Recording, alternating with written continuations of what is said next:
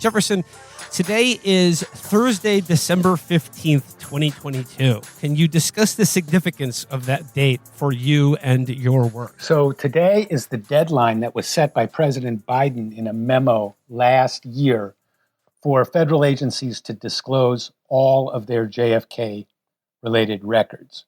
According to the National Archives, that's about 16,200 plus documents held by government agencies that still contain redactions and are related to the assassination of President Kennedy. So today we are expecting that about maybe half of those will be released in full. We still don't have the exact numbers. The documents haven't been posted on the National Archives website.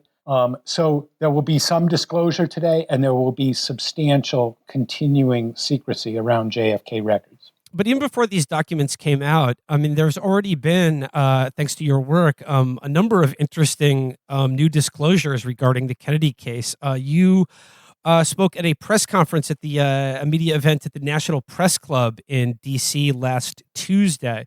Could you talk about some of the evidence presented at that press conference? Yeah, I'm associated with the Mary Farrell Foundation, which is the sponsor of the largest online collection of JFK documents. And we've spent a lot of time looking at JFK records that were released recently, JFK records that are going to be released, and JFK records that were released a long time ago. And so we've kind of gotten a good take on what is the most sensitive thing that the CIA doesn't want to talk about. And it's very clear from the pattern of deceptive statements over the years that they're withholding their sources and methods, quote unquote, their spying techniques, as they related to Lee Harvey Oswald while President Kennedy was still alive. So that's a very serious allegation because the official story is, oh, we didn't know anything. We didn't know much about this guy, and then he up and killed the president. And we now know that that story is false, that there were a group of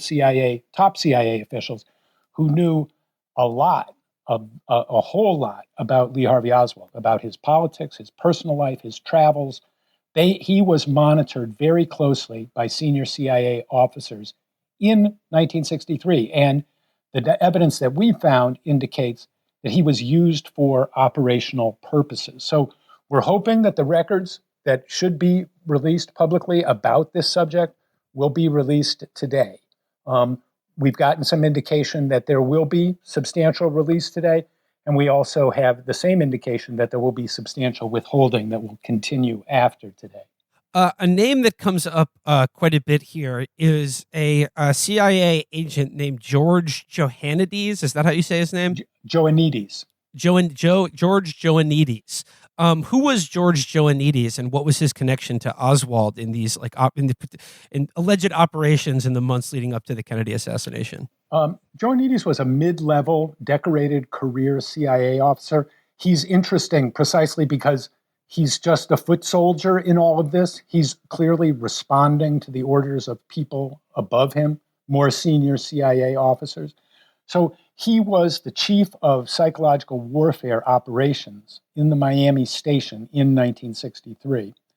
And he was the case officer for a group of CIA-funded Cuban exiles who generated propaganda about Oswald both before and after the assassination. So what we want at the Mary Farrell Foundation is we want all of his records from 1963 to understand what was this about? What was all this operational activity around Oswald by CIA assets?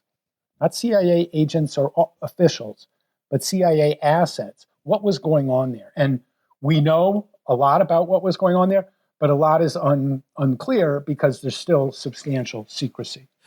This would relate to the, at least theoretically, this would relate to the incident in which Oswald was accosted by anti-Castro Cubans on the streets of New Orleans. That is exactly. QB, Fair Play for Committee, Yeah. Fair Play for Cuba Committee. Could you explain that? Yeah. So Johannides' agents belonged to a group called the Cuban Student Directorate, which was a militant anti-Castro group, which was funded by the CIA in 1963. And the New Orleans chapter of that group, which was funded by the CIA, had this series of encounters with Oswald in August 1963. And that was not an accident. that was the result of the CIA's operational interest in the thoroughly unknown ex-Marine. So that's the story that we're trying to get to the bottom of, and that's the story that the CIA has been withholding. You described some of this evidence as yes, there is a smoking gun. I mean, you've been working on this for 28 years now. I know you don't use the term smoking gun lightly, but like, how are you using that phrase? I mean, is it simply just the confirmation that we know now for the first time that the CIA was absolutely aware of Oswald and his activities in the United States? Well, yeah, I mean, I'm not comfortable with that. No serious investigative reporter goes out looking for a smoking gun. You go out and look for as much information as possible, and you figure out what it means. I use that language not because there's smoking gun proof of conspiracy. There is not. But there is smoking gun proof of the CIA's operational use of Oswald while JFK was still alive. And that's really the important point to be made here. And that's why we still see this continuing secrecy nearly 60 years after the fact, because the CIA has something very serious to hide, and that is its operational interest in Oswald before the assassination. Now, we're getting some indication that the CIA is actually going to respond to some of these claims, and we have to see what those are and how they respond. But that is a good sign that they are paying attention to what we're saying, and they're taking it seriously. We expect continuing obfuscation because that's been their strategy for 59 years. They have never spoken transparently about their sources and methods around Oswald. But they are responding to public pressure from the Mary Farrell Foundation lawsuit and from widespread, frankly, skeptical media coverage where, mainstream news organizations no longer accept the government's claim that there's perfectly reasonable to keep this stuff secret. That claim is no longer credible now in the mainstream media. So we're seeing a new attitude on the part of the CIA, damage control perhaps, but they are responding. So that's a good sign. A lot of this also has to do with Oswald's visit to Mexico City. I mean, many would say that this is an alleged visit to Mexico City. There's been a lot of speculation in the kind of the JFK research community over whether that actually was Oswald in Mexico. Could you describe the Oswald Mexico City visit and how they show up in these documents? Yeah, so the accused assassin, a 24-year-old ex-Marine, travels from New Orleans to Mexico City in September 1963 and attempts to get a visa to travel to Cuba and the Soviet Union. And he applies for a visa at the diplomatic offices of those two countries in Mexico City. While he's there, those offices are under intense CIA audio and photographic surveillance. And so Oswald is picked up during that visit. And the Mexico City station, the CIA, sends a note to CIA headquarters. We heard this guy Oswald on the phone. Who is he? What do you know about him? And this question gets kicked to the very, very top of the CIA in October 1963. Oswald is not some loner loser who nobody cares about. To the contrary, when he shows up in Mexico City, this goes to the senior aides to Deputy Director Richard Helms and Counterintelligence Chief James Angleton.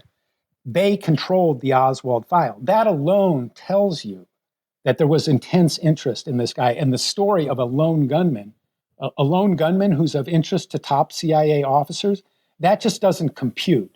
So the story of the lone gunman, this cable in October 1963 pretty much refutes that notion. He was not alone as far as top CIA officials were concerned. He was very well known to them. So that's what we're hoping to get at. Some of the information today that is supposed to be released today, and we haven't seen it yet, concerns those surveillance methods in Mexico City that picked up on Oswald. So Oswald's visit to Mexico City is still shrouded in some official secrecy. What have you made? I mean, you've mentioned that the mainstream press has become more skeptical of CIA claims regarding their involvement or non-involvement with Oswald. What have you made of the mainstream press's reaction to the press conference you were at and some of these latest revelations? I mean, I think we have a lot of credibility now, the Mary Farrell Foundation and the JFK Facts blog, because the government's explanation to date, we just have to keep this stuff secret. I mean, after 59 years, it's just not very credible, even to people who are inclined to take the word of the CIA and believe the government, it's not a very credible story. And so people are looking for an explanation, and we have the explanation because we know these records, better than mainstream news media reporters, and perhaps even better than the CIA itself. I'm thinking specifically, Politico had a write up of this by Phil Shannon, and Yeah. in the Mexico City section of the article, it's sort of described as like basically an agency screw up that like if they had just kicked this up the chain of command, they could have possibly saved Kennedy's life. What do you make of Yeah. that? I mean, well, that's called a modified limited hangout in Washington terms. Okay. It's very damaging to them to point out that top CIA officials knew all about this guy. And they've finally been forced to admit that. So now what you're hearing now is, mistakes were made, right? That's the classic formulation. Mistakes were made. So they're moving into a different line of response as a result of the pressure of disclosures and the lawsuit. And that, I think that's what that is a sign of is, we made some little mistakes, so please forgive us. Could you talk about like okay, so it's like these documents are supposed to come out today. They will be, I'm sure, like at least half of the document. You're expecting at least half of the documents to still be withheld. Could you talk about the process by which these documents will be released and like who and the like the ongoing censorship of them? So, we don't have an exact number. We think between what we're hearing is between a quarter and a half are still outstanding or still have some redactions. I mean, they've blown the deadline. This is the fourth time in 5 years that they've blown the statutory deadline. So, it's good that they are releasing more. They're still not in compliance with the law, and they still haven't released the most important material. So, we're making progress. I'd say we're getting warmer, but we don't have them yet. These documents, just for people's interest, will be posted on the National Archives website. I'm refreshing their page right now. They have not appeared yet. That we were told they would be dropped sometime between 2 and 5 Eastern today. So we're watching that, and we'll know more as soon as the documents appear. So the CIA is spinning this madly. They went out and briefed, selected reporters to try and get their spin on the story. They're worried, and they're trying to do damage control right now. So we think we're making progress. We got to see exactly what's in there. And, if 3/4 of the documents have been released, some significant material may be released, in the coming hours. We may know more. We are going to have a press conference today in about an hour and a half and kind of talk about what we know so far. And then we're going to have another press conference tomorrow where we'll actually talk about the substance of what's in the released material and what wasn't released. You mentioned earlier that they're still holding back some of the most important documents. What, by your estimation, like are the most important documents yet to be released? Well, all the documents associated with George Joannides and his tenure as psychological warfare chief in Miami in 1963, and also his very curious role as the CIA's liaison to the House Select Committee on Assassinations in 1978, when Joannides stonewalls the investigators and doesn't disclose his very substantial interest in the events of 1963. So those documents are the most important. And there's the ones that the CIA has fought the hardest to conceal. So that's very important. We have also a list of about 25 to 40 documents that are highly relevant based on what we know about them. And we're going to check today to see how many of those documents have been released. So, those are documents that have clear, direct connection to the assassination story, like they're about Oswald's trip to Mexico City or they're about the CIA in New Orleans. So we'll know more and we'll be able to assess whether some of this most significant material has been included in the release. So let's say you're refreshing your browser window on the National Archives. It's 4:59 p.m. on the East Coast. Let's say they release some documents. Could you just give me an idea of what your process is as a journalist for examining these newly released files? Well, all records in the JFK collection have what's called a RIF number, Record Identification Form. So we know all of the documents, each document by a number. So when the documents are released today, we'll take that RIF number and we'll compare the version that was released today with we have at the Mary Farrell Foundation site, we have the redacted version of that document at Mary Farrell. So we'll compare the redacted version with the released version or with whatever was released today, and we'll be able to say, was this document released in its entirety, or are they still withholding? And so that'll be a rough measure of, whether this significant material has been produced. Not an infallible one, but these are highly relevant documents. And so we'll have a little bit of a scorecard. We probably won't have that given the hour that it's already 3:30 and we haven't seen anything. We probably won't be able to talk about those documents until a press conference tomorrow.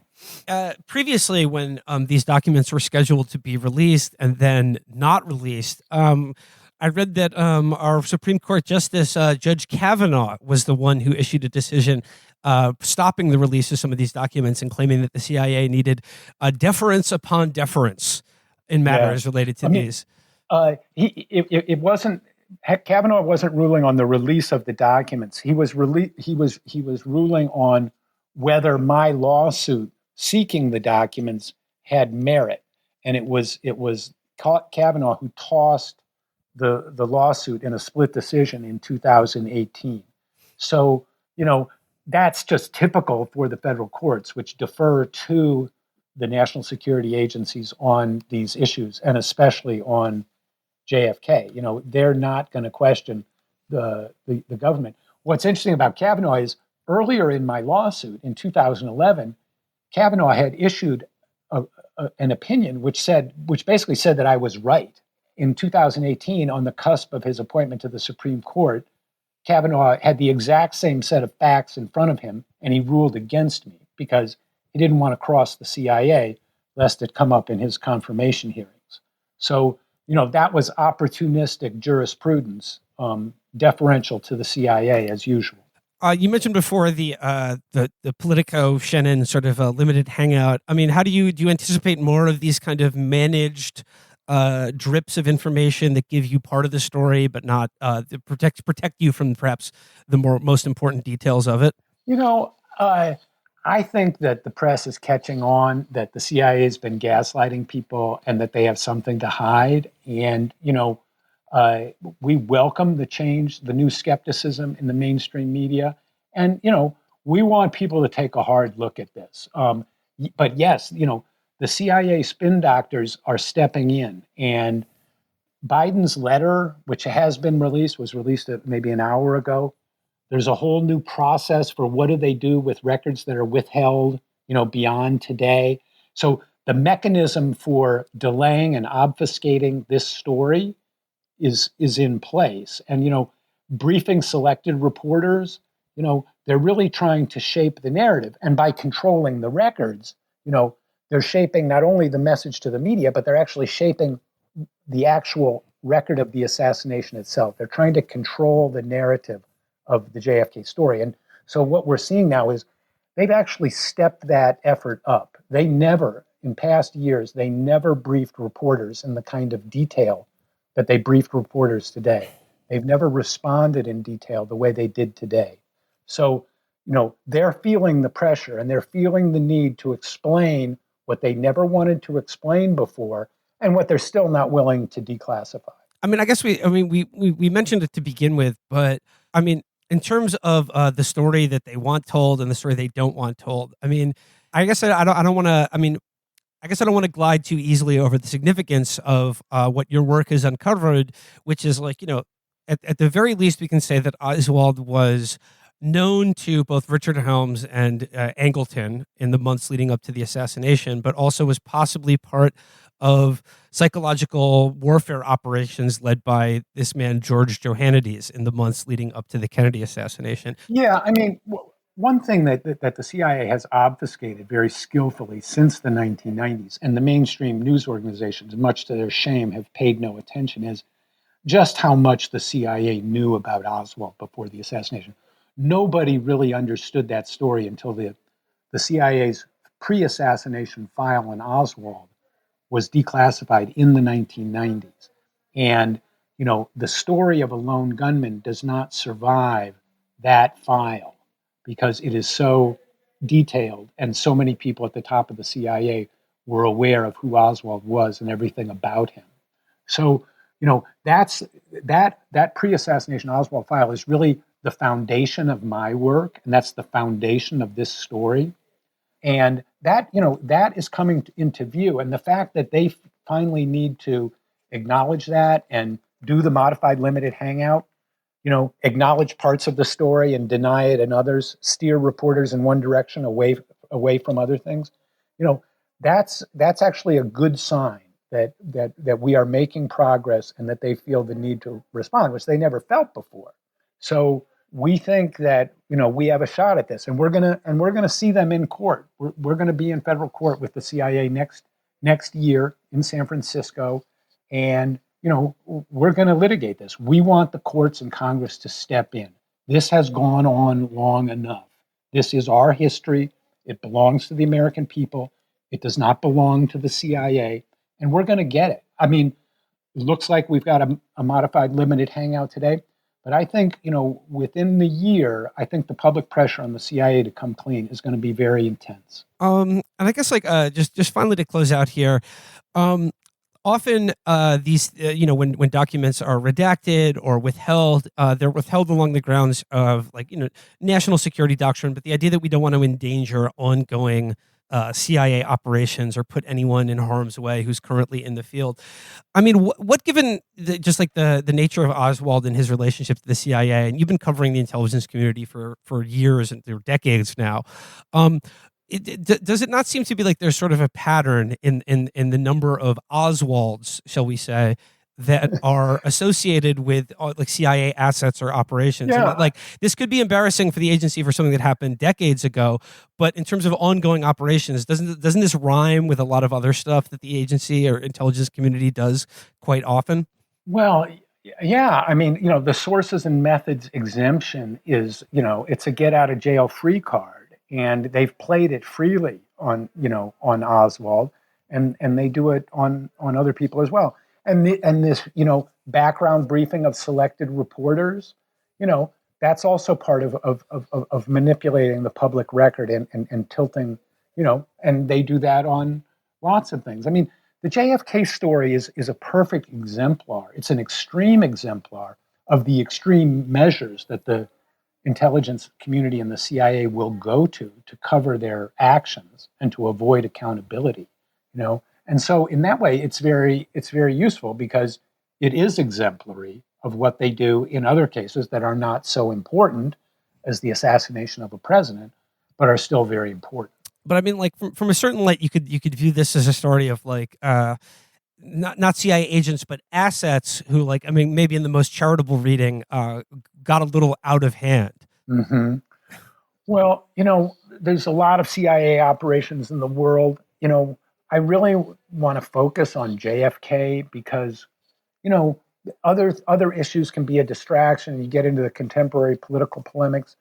This story is very clear about what the CIA's obligations are. And that's why we want this story. And it doesn't need to be compared with anything else, And I guess finally, to let you go with this, I mean, if you look at current public opinion polls on the American public and their attitude to what did Oswald act alone, it seems that a very clear majority of Americans do not believe that to be the case. I mean, would you review this as credit to the work being done by you and others, or I mean, how do you view the public's overall view of the Kennedy assassination and the American? Well, the first public polling was done within days of the assassination about whether one man was responsible or more than one man, and from that day forward, a majority of Americans have always said more than one person was involved.